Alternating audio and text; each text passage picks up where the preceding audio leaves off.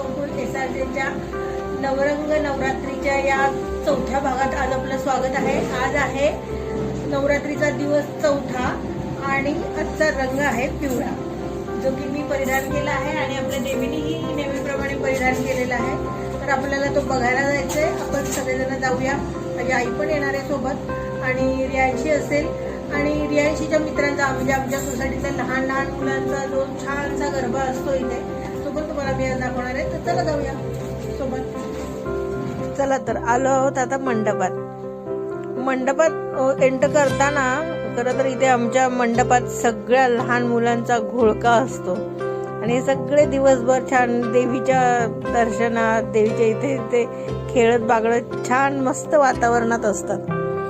त्यामुळेच का होईना आणि देवीमुळे वगैरे सगळं कसं एकदम पॉझिटिव्ह वाईब्स येत असतात, म्हणजे प्रसन्न वातावरण। या वातावरणाची अनुभूती घेण्यासाठीच खरं तर आपण इथे येत असतो।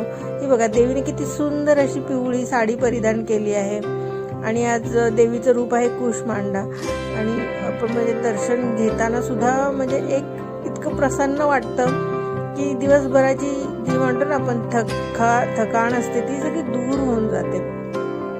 आणि प्रत्येक रोज या देवीला दर्शनाला येण्याचं कारणच हे असतं की यावेळी मिळणाऱ्या ज्या पॉझिटिव्ह वाईब्स आहेत त्याच्याने आपलं जीवन सुंदर व्हावं, म्हणजे थोडा वेळ का होईना त्या शुभ गोष्टी कानावर पडत राहाव्यात। तर हा गरबा, हे बघा इकडे नुसती मुलांची गरबाच्या नावावर पळापळ चालू असते, सगळी लहान मुलं।